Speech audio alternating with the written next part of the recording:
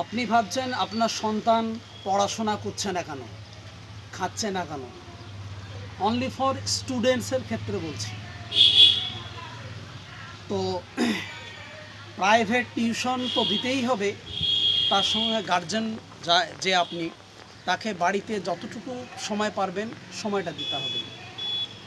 আর পড়াশোনা সম্বন্ধে ওদেরকে চাপ দেওয়া হবে না, সেটা হচ্ছে বলতে হবে পড়াশোনা করো, আমি বসছি তুমি বসো, এইরকম কিছু ওদেরকে ডিসিশন নিতে দিতে হবে, আপনাদেরকেও নিতে হবে।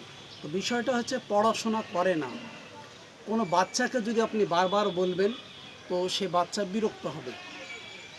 তাহলে পড়াশোনা করাতে গেলে যদি বিরক্ত আসে, কোনো গার্জেন দেখা যাচ্ছে তাকে সাপোর্ট করছে অথচ দেখা যাচ্ছে ও নিতে পারছে না বা ব্রেনের লোড নিতে পারছে না, এর জন্য সুন্দর সুন্দর মেডিসিন আছে, সেগুলো ব্যবহার করলে সহায়ক হিসাবে সুন্দর কাজ করবে। তো পড়াশোনার বিষয়ে যারা অ্যাকচুয়ালি দুর্বল তাদের ক্ষেত্রে বলছি কিছু মেডিসিন আপনাদের বাচ্চাদেরকে খাওয়াতে পারেন, তাতে ভালো রেজাল্ট চলে আসবে। প্রথম কথা হচ্ছে ক্যালিফস 6S খাওয়ানো যেতে পারে, 4টে করে বড়ি 4 বার বড়দের জন্য, ছোটদের জন্য 2টো করে বড়ি 4 বার। অ্যানাকার্ডিয়াম 200 1 ফুটা করে 2 বার বাচ্চাদের জন্য, বড়দের জন্য রোজ রাত্রে 5 ফুটা করে। এটা হচ্ছে মেডিসিন।